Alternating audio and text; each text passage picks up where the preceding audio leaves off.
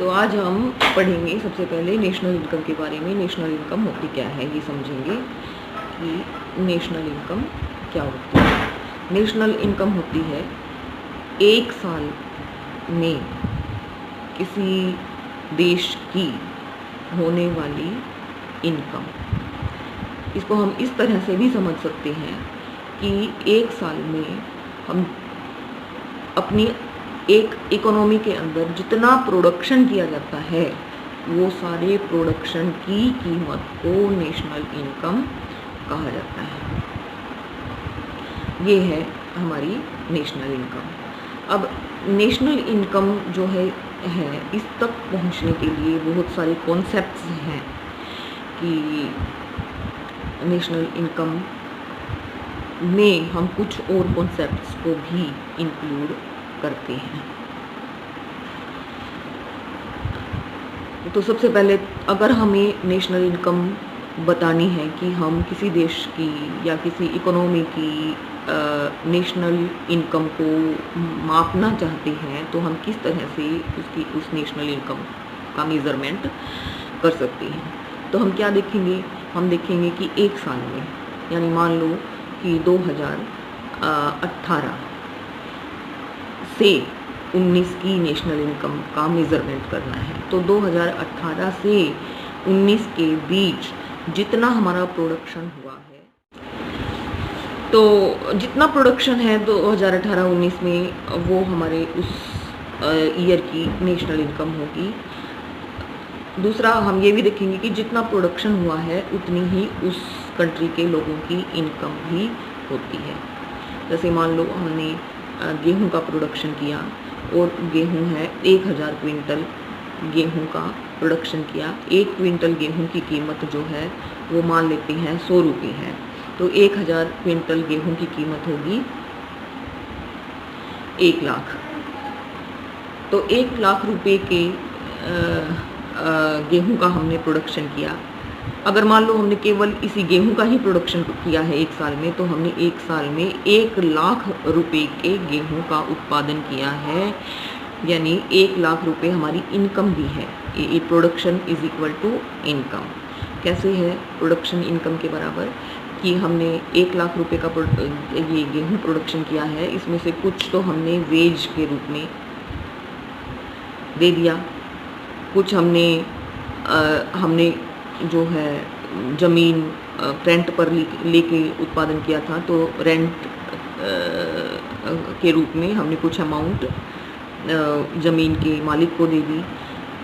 कुछ अमाउंट जो है हमने ब्याज लिया था उत्पादन करने के लिए, उस तो इंटरेस्ट के रूप में कुछ अमाउंट चली गई, और कुछ अमाउंट जो है जिसने प्रोडक्शन किया है उसके प्रॉफिट के रूप में उसके पास रही। तो 1 लाख रुपए मान लो हमने वेज के रूप में दिया। 1 लाख में से 50,000 हमने दे दिया वेज के रूप में, बाकी हमने 20,000 रेंट चला गया, इंटरेस्ट गया 10,000, बाकी बचा 20,000 हमारा बचा प्रॉफिट। तो इनको जब हम जोड़ेंगे 50,000 प्लस 20,000 प्लस 10,000 प्लस 20,000, तो ये कितना होगा 1 लाख रुपए। तो ये होगा 1 लाख रुपए, यानी ये 1 लाख रुपए का जो प्रोडक्शन है वो वेज, रेंट, इंटरेस्ट और प्रॉफिट के रूप में जो प्रोडक्शन फैक्टर्स हैं उन फैक्टर्स की इनकम के रूप में उनके पास बंट चुका है। तो अगर हमें पता लगाना है कि हमारे कंट्री की नेशनल इनकम कितनी है एक साल में, तो हमने क्या किया, टोटल प्रोडक्शन हमने पता लगाया कि एक साल में टोटल कितना प्रोडक्शन हुआ है। हमने कहा कि हमने एक साल में 1 लाख रुपए के गेहूं का प्रोडक्शन किया है, तो इसका मतलब उसकी कंट्री की, उस इकोनॉमी की नेशनल इनकम 1 लाख रुपए है। तो हम टोटल प्रोडक्शन को काउंट करके एक नेशनल इनकम का पता लगा सकते हैं, या हमारी जो प्रोडक्शन फैक्टर्स हैं, जैसे हमने वेज दी, वेज किसको दी, मजदूर को, श्रमिकों को। तो हमने जो एम्प्लॉई लगाए हैं उन एम्प्लॉई की वेज 50,000 रुपये है, उसको उसकी इनकम को जोड़ लिया। हमने जो रेंट है, जो ज़मीन का मालिक है जिसको हमने रेंट दिया है 20,000 रुपये, उसकी इनकम को जोड़ दिया। फिर हमने जो कैपिटल का ओनर है उसको हमने 10,000 रुपये इंटरेस्ट दिया, उसको जोड़ दिया। प्लस हमने जो जिसने प्रोडक्शन किया है उसको उसके प्रॉफिट को जोड़ दिया। तो हमने जितने भी प्रोडक्शन फैक्टर्स हैं उनकी इनकम को जोड़ दिया, तो भी हमें नेशनल इनकम का पता लग गया। यानी हम दो तरीके से नेशनल इनकम का पता लगा सकते हैं, या तो हम टोटल प्रोडक्शन एक साल में कितना हुआ उसको काउंट करके, या फिर जो हमारे फैक्टर्स ऑफ प्रोडक्शन हैं उन फैक्टर्स की इनकम को जोड़ के भी हम नेशनल इनकम का पता लगा सकते हैं। तो नेशनल इनकम का पता लगाने के लिए अगर हम इनकम मेथड से नेशनल इनकम का पता लगाएं तो हम क्या करेंगे, हम करेंगे सबसे पहले जो फैक्टर्स हैं, जो फैक्टर ऑफ प्रोडक्शन है, फैक्टर ऑफ प्रोडक्शन की इनकम को जोड़ दें। उनकी इनकम क्या है, सबसे पहले वेज प्लस रेंट, 4 ही प्रोडक्शन फैक्टर्स हैं। कौन कौन से, प्लस इंटरेस्ट,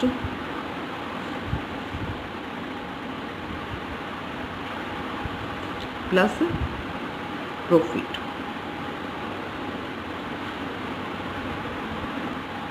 तो प्रोडक्शन फैक्टर्स कौन कौन से, 4 प्रोडक्शन फैक्टर्स कौन से हैं जो कि किसी भी कमोडिटी का हमने प्रोडक्शन करना है तो हमें 4 प्रोडक्शन फैक्टर्स की ज़रूरत पड़ती है। वो है labour, land, capital and entrepreneur. किसी भी हमने कमोडिटी का प्रोडक्शन करना है तो हमें इन 4 फैक्टर्स ऑफ प्रोडक्शन की ज़रूरत है।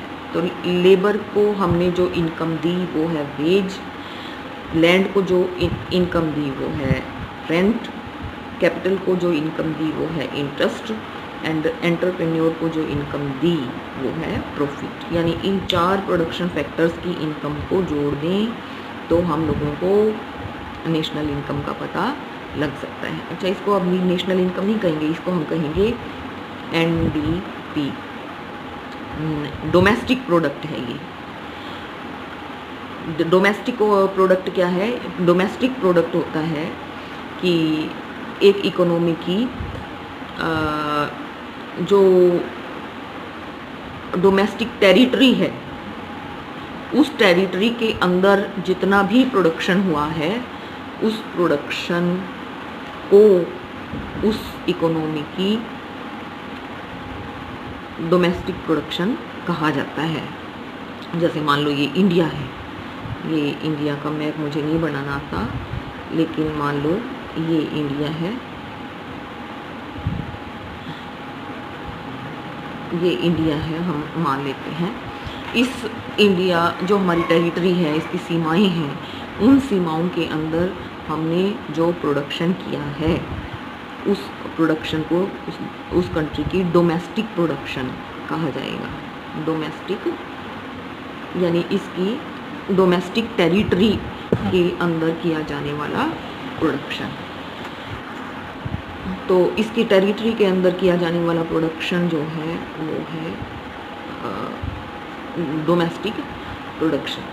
या तो हम इसमें जितना प्रोडक्शन हुआ है उसको काउंट कर ले तो हमें डोमेस्टिक प्रोडक्शन का पता लग जाएगा, या हम यहाँ पे इस टेरिटरी के अंदर जो रहने वाले लोग हैं उनकी इनकम को जोड़ दें तो भी हमें टोटल डोमेस्टिक प्रोडक्शन का पता लग जाएगा। तो हम इनकम मेथड से अगर हमें डोमेस्टिक प्रोडक्शन NDP का पता लगाना है तो हम क्या करेंगे, सभी जो उत्पादन के साधन हैं उनकी इनकम को जोड़ दें तो हमें उस इकोनॉमी की डोमेस्टिक प्रोडक्शन का पता लग जाएगा। अब है कि इसकी डेफिनेशन में ये भी आता है कि इस डोमेस्टिक टेरिटरी के अंदर जो लोग रह रहे हैं उनमें कुछ लोग विदेशी भी आके रह रहे हैं, तो हम किसकी इनकम को जोड़ें कि हम लोगों को पता लग जाए कि यहाँ ये डोमेस्टिक प्रोडक्शन में शामिल है या फिर नहीं है। तो हमें इस डोमेस्टिक टेरिटरी के अंदर देश के लोग भी रह रहे हैं और विदेशी लोग भी रह रहे हैं। तो चाहे इस टेरिटरी के अंदर अपने देश के लोगों ने प्रोडक्शन किया है या फिर बाहर से विदेशी लोगों ने प्रोडक्शन किया है, जिस किसी ने इस टेरिटरी के अंदर प्रोडक्शन किया है उन सभी के की इनकम को डोमेस्टिक प्रोडक्शन में शामिल किया जाएगा। तो ये है domestic production, net domestic production. इस डोमेस्टिक प्रोडक्शन में इस टेरिटरी के अंदर चाहे अपने देश के लोग चाहे विदेशी लोगों ने जितना भी प्रोडक्शन हुआ है उस सभी को इंक्लूड करके एनडीपी का पता लगाया। इसके अलावा इस टेरिटरी के अंदर जब हम टेरिटरी की बात करते हैं तो केवल जो पॉलिटिकल जो सीमाएं हैं उनकी बात नहीं करते, बल्कि टेरिटरी में कुछ और भी जोड़ा जाता है। वो क्या क्या है कि हमारी जो समुद्री सीमाएं हैं उनके अंदर जो प्रोडक्शन हुआ है उसको भी शामिल किया जाएगा, और जो हमारे एम्बेसी हैं विदेशों में, उन एम्बेसी के अंदर जो प्रोडक्शन हुआ है उसको, उसकी जो इनकम है उसको भी हमारी डोमेस्टिक प्रोडक्शन में ही शामिल किया जाएगा। कि एक तो हो गई हमारी जो पॉलिटिकल सीमाएं हैं उनके अंदर जो प्रोडक्शन हुआ है वो, प्लस जो समुद्री सीमाएं हैं उसकी इनकम को भी इंक्लूड करेंगे। इसके अलावा प्लस जो हमारी एम्बेसी है, एम्बेसी यानी दूतावास। एम्बेसी क्या होता है? एम्बेसी होता है कि एक देश दूसरे देश के साथ अपने रिलेशंस को अच्छा बनाने के लिए, इसमें इकोनॉमिक सभी तरह के रिलेशन, पॉलिटिकल सभी तरह के रिलेशंस को अच्छा बनाने के लिए दूसरे देशों में अपनी एम्बेसी खोलता है, और वहाँ पर हमारे एम्प्लॉई जा कर के रहते हैं और उस देश के साथ हमने जो रिलेशंस हैं उसके जो पॉलिटिकल लीडर्स हैं उनसे बातचीत करना और उसके लिए काम करते हैं।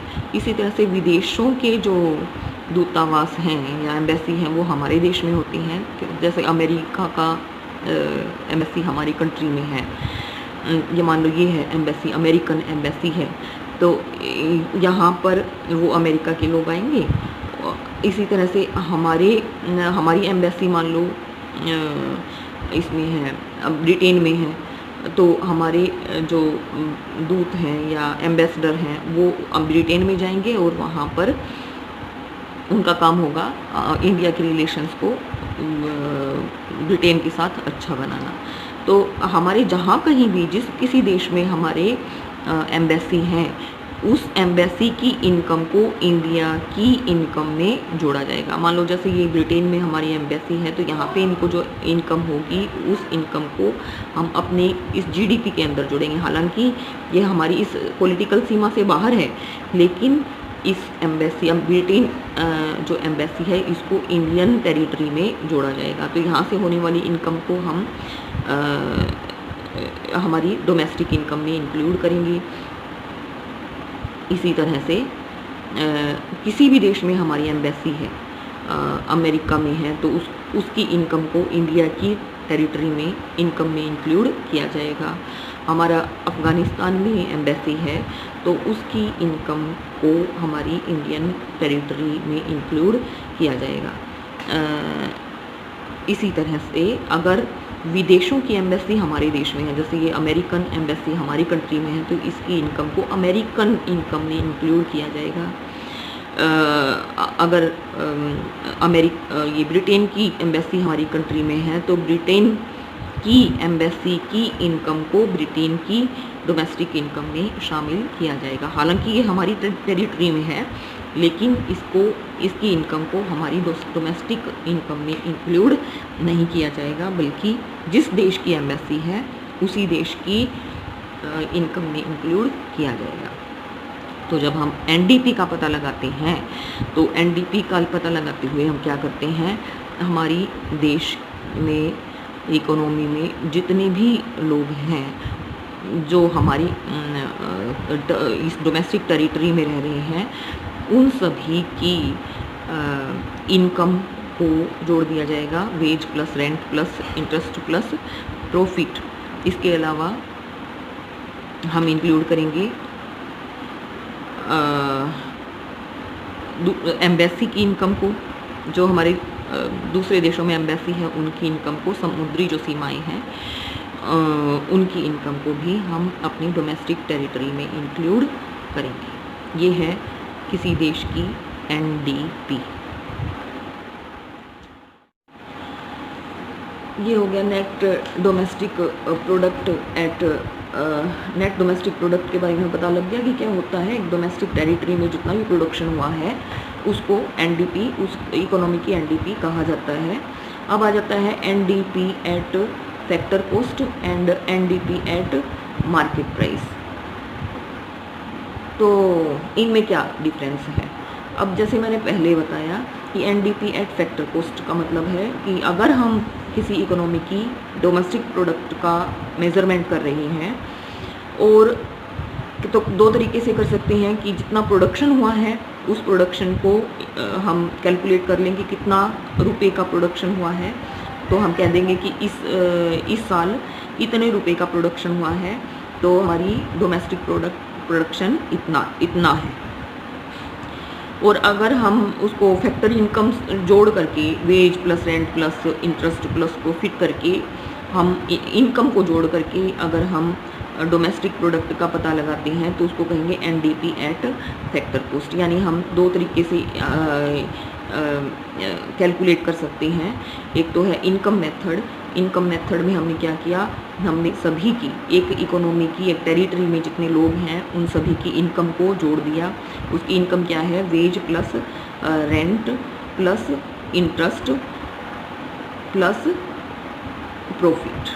तो हमने इन सब की इनकम को जोड़ दिया तो हमें पता लग गया एनडीपी एट, ये आ गया हमारा एनडीपी एट फैक्टर कॉस्ट। ये है एनडीपी एट फैक्टर कॉस्ट। तो ये हो गया, सभी की इनकम को जोड़ के पता लगा। तो उत्पादन के जो फैक्टर्स कॉस्ट है, फैक्टर की कॉस्ट पर जो प्रोडक्शन हुआ है उसको कहेंगे हम एनडीपी एट फैक्टर कॉस्ट। यानी हमने जो प्रोडक्शन फैक्टर्स है उनकी इनकम को जोड़ के हमने उस कंट्री की नेशनल इनकम का, डोमेस्टिक इनकम का पता लगाया है, तो वो है एनडीपी एट फैक्टर कॉस्ट। और अगर हम दूसरे तरीके से पता लगाएं इसका डोमेस्टिक इनकम का, यानी प्रोडक्शन मेथड से अगर हम पता लगाएं कि टोटल कितना प्रोडक्शन हुआ है, उस प्रोडक्शन की कीमत जोड़ दें, सारी प्रोडक्शन की कीमत को जोड़ दें, तो हमें पता लगेगा एनडीपी एट मार्केट प्राइस का, एट मार्केट प्राइस। तो हम दो जो कॉन्सेप्ट हैं उनमें डिफरेंशिएट करते हैं। अब एक हो गया NDP at factor cost and NDP at market price. ये है, इसमें हमने उत्पादन के सारे साधनों की इनकम को जोड़ के पता लगाया है एनडीपी का, और यहाँ पर हमने जो उत्पादन हुआ है उसकी मार्केट प्राइस को जोड़ करके हमें पता लगाया है कि टोटल कितना प्रोडक्शन हुआ है। तो इन दोनों में अगर हम इक्वेशन से पता लगाते हैं तो हम देखेंगे कि क्या डिफरेंस है। एनडीपी एट मार्केट प्राइस दोनों एक जैसी ही आनी चाहिए कि अगर 1 लाख रुपए का प्रोडक्शन हुआ है तो उत्पादन के साधनों की इनकम भी 1 लाख रुपए होगी। तो NDP at factor cost equal to NDP at market price होना चाहिए, क्योंकि जितना प्रोडक्शन हुआ है मैंने पहले बताया है कि अगर हमने 1 लाख रुपए का प्रोडक्शन किया है तो वो 1 लाख रुपए उत्पादन के साधनों के बीच इनकम के रूप में बट जाएगा। तो NDP at factor cost must be equal to NDP at market price. लेकिन इन दोनों में कुछ डिफरेंस होता है जब हम कैलकुलेट करते हैं। अगर हम एनडीपी एट मार्केट प्राइस पर नेशनल इनकम निकालें और अगर हम NDP at factor cost per national income निकालें तो उन दोनों में कुछ डिफरेंस आता है, वो इक्वल नहीं आती है। वो तो नहीं आती हैं, क्योंकि जब हमने उत्पादन के साधनों की इनकम को जोड़ा तो जो एनडीपी आई, और जब हमने जितना प्रोडक्शन हुआ है उसकी मार्केट प्राइस को जोड़ के एनडीपी का पता लगाया, तो उनमें क्या डिफरेंस पैदा हो गया। उनमें एक चीज़ का डिफरेंस है, एक तो है टैक्सेस का और दूसरा है सब्सिडी का, कि जो मार्केट प्राइस पर हमने एनडीपी ली है वो उसमें टैक्सेस इंक्लूड हैं। कि एक जो चीज़ हम खरीदने गए मार्केट में, मान लो हमने साबुन खरीदी, उस साबुन की कीमत है 50 रुपये, और उसके ऊपर लिखा हुआ होता है इंक्लूडेड ऑल टैक्सेस, यानी कि इस प्राइस के अंदर टैक्सेस जो गवर्नमेंट ने टैक्स लगाया है वो टैक्स इंक्लूड है जो गवर्नमेंट के पास चला गया, लेकिन उत्पादन के साधनों की इनकम नहीं है। तो ये फैक्टर की इनकम नहीं है। जो गवर्नमेंट ने मान लो 10 रुपये लगाया टैक्स, एक्चुअल की कीमत थी 40 रुपये, 10 रुपये सरकार ने टैक्स लगा दिया, तो इसकी मार्केट वैल्यू हो गई 50 रुपये साबुन की।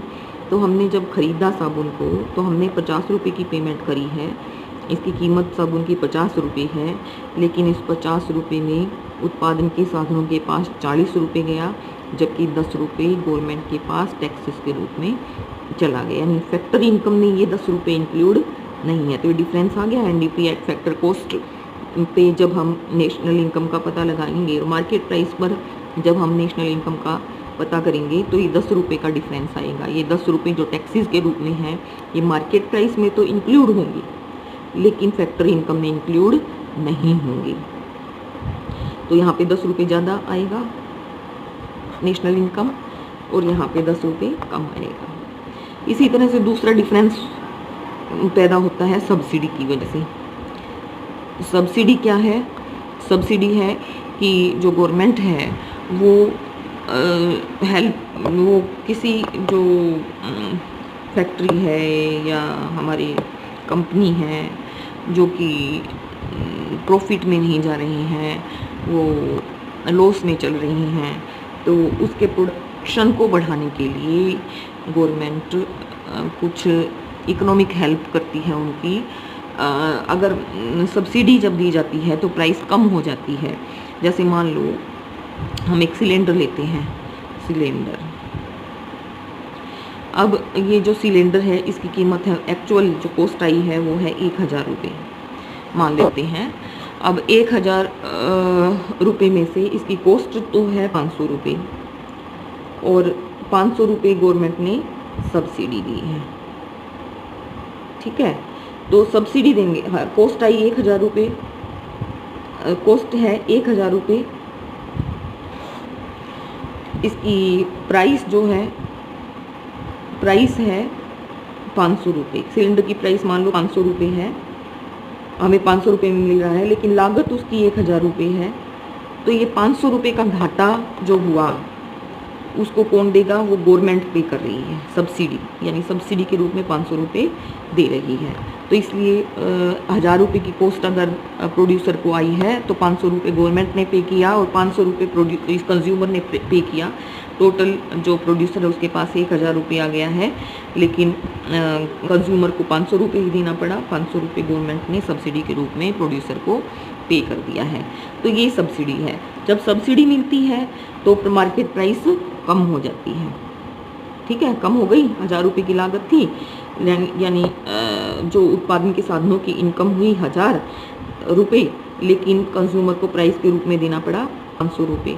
तो मार्केट प्राइस कम हो गई है। तो हम जब एनडीपी को मार्केट प्राइस से कैलकुलेट करेंगे तो सब्सिडी की वजह से मार्केट प्राइस पर एनडीपी कम आएगी, जबकि फैक्टर इनकम से अगर हम कैलकुलेट करते हैं तो नेशनल इनकम फैक्टर इनकम से ज़्यादा आएगी, क्योंकि इसमें ये 1000 उनकी इनकम जो है फैक्टर्स की इनकम वो तो 1000 रुपये है, जबकि हमने प्राइस के रूप में दिया है 500 रुपये, क्योंकि 500 रुपये की पेमेंट गवर्नमेंट ने की है। तो जो एनडीपी एट फैक्टर कॉस्ट और एनडीपी एट मार्केट प्राइस में सब्सिडी की वजह से भी डिफरेंस आ गया। ये कम आएगी इसमें नेशनल इनकम, और यहाँ पर नेशनल इनकम ज़्यादा होगी, यहाँ पे नेशनल इनकम ज़्यादा होगी। तो ये डिफरेंस सब्सिडी की वजह से आ गया है। अब हमने डिफरेंशिएट करना है कि एनडीपी एट फैक्टर कॉस्ट और एनडीपी एट मार्केट प्राइस में क्या डिफरेंस है, ये तो पता लग गया हम लोगों को। लेकिन अगर हमने मान लो कि एनडीपी एट फैक्टर कॉस्ट से हमने नेशनल इनकम का पता किया है, यानी जितने भी प्रोडक्शन फैक्टर्स हैं उनकी इनकम को हमने जोड़ दिया करके नेशनल इनकम का पता लगाया है, और हमने उसको कन्वर्ट करना है एनडीपी एट मार्केट प्राइस में। तो हम कैसे कन्वर्ट कर सकते हैं, हमें पता है इसका और हमने पता लगाना है एनडीपी एट मार्केट प्राइस का। तो हम कैसे एनडीपी एट फैक्टर कॉस्ट को एनडीपी एट मार्केट प्राइस में कन्वर्ट कर सकते हैं। हम इसके लिए क्या करेंगे, जो चीज़ इसके अंदर नहीं है इसके अंदर है उसको हम इसमें जोड़ देंगे, और जो इसके अंदर है इसके अंदर नहीं है उसको माइनस कर देंगे। जैसे कि टैक्सेस हैं, टैक्सेस मार्केट प्राइस में इंक्लूड होते हैं, फैक्टर कॉस्ट में इंक्लूड नहीं होते। तो क्योंकि हमारे पास ये है और हमने इसमें कन्वर्ट करना है, तो हम फैक्टर कॉस्ट में टैक्सेस को जोड़ देंगे, क्योंकि टैक्सेस मार्केट प्राइस में तो होते हैं, फैक्टर कॉस्ट में नहीं होते हैं। दूसरा क्या है, सब्सिडी। सब्सिडी फैक्टर कॉस्ट में तो होते हैं लेकिन मार्केट प्राइस में इंक्लूड नहीं होते हैं। तो हमने क्योंकि मार्केट प्राइस में कन्वर्ट करना है, तो हम क्या करेंगे, हम माइनस कर देंगे। हम टैक्सेस को तो जोड़ देंगे और सब्सिडी को माइनस कर देंगे, सब्सिडी को माइनस कर देंगे, क्योंकि सब्सिडी इसके अंदर तो इंक्लूड है, इसके अंदर इंक्लूड नहीं है। तो हमने मार्केट प्राइस में कन्वर्ट करना है, तो हम क्या करेंगे, अब देखो हमें पता है एनडीपी एट फैक्टर कॉस्ट का, हमने कन्वर्ट करना है, निकालना क्या है, एनडीपी एट मार्केट प्राइस। तो मार्केट प्राइस में फैक्टर कॉस्ट को मार्केट प्राइस में कन्वर्ट करने के लिए हमने टैक्सेस को फैक्टर कॉस्ट के अंदर जोड़ दिया, क्योंकि ये टैक्सेस जो हैं फैक्टर कॉस्ट पर जो एनडीपी पता लगाई थी उसके अंदर इंक्लूड नहीं थे, लेकिन मार्केट प्राइस की एनडीपी में इंक्लूड हैं। तो हम टैक्सेस को जोड़ देंगे और हम माइनस क्या कर देंगे, सब्सिडी को, क्योंकि सब्सिडी जो है वो फैक्टर की इनकम में तो जुड़ी हुई है लेकिन मार्केट प्राइस में जुड़ी हुई नहीं है। तो हम सब्सिडी को माइनस कर देंगे, ठीक है। तो ये है फैक्टर कॉस्ट को मार्केट प्राइस में कन्वर्ट करना। इसी तरह से अगर हम लोगों को एनडीपी एट मार्केट प्राइस पता है और हमने कन्वर्ट करना है मार्केट प्राइस को एनडीपी एट फैक्टर कॉस्ट में, तो हम क्या करेंगे, अब उल्टा हो चुका है, हमें मार्केट प्राइस पता है, फैक्टर कॉस्ट में कन्वर्ट करना है। तो हम क्या करेंगे, फैक्टर कॉस्ट निकालने के लिए मार्केट प्राइस में क्या इंक्लूड है, टैक्सेस, जबकि फैक्टर कॉस्ट में इंक्लूड नहीं है। तो हम मार्केट प्राइस में से टैक्सेस को माइनस कर देंगे, टैक्सेस माइनस कर दिए, क्योंकि ये फैक्टर कॉस्ट में इंक्लूड नहीं है, हमने कन्वर्ट करना है फैक्टर कॉस्ट में, जबकि मार्केट प्राइस में जुड़े हुए हैं। तो हम जो चीज़ इसके अंदर जुड़ी हुई है लेकिन इसके अंदर नहीं है, उस चीज़ को माइनस कर देंगे इसमें से। तो टैक्सेस को हम माइनस कर देंगे, और क्योंकि फैक्टर कॉस्ट में सब्सिडी जुड़ी हुई है लेकिन मार्केट प्राइस में जुड़ी हुई नहीं है, तो हम सब्सिडी को जोड़ देंगे, ठीक है। तो हम क्या हुआ कि अगर हमारे पास फैक्टर कॉस्ट पर एनडीपी है और हमने मार्केट प्राइस में कन्वर्ट करना है, तो हम टैक्सेस को जोड़ देंगे, सब्सिडी को माइनस कर देंगे। अगर एनडीपी एट फैक्टर कॉस्ट है में कन्वर्ट करना है, हमारे पास है मार्केट प्राइस में, तो हम टैक्सेस को माइनस कर देंगे और सब्सिडी को जोड़ देंगे, तो एनडीपी एट फैक्टर कॉस्ट आ जाएगा। तो आज सिर्फ इतना ही आप पढ़ें और इसको समझें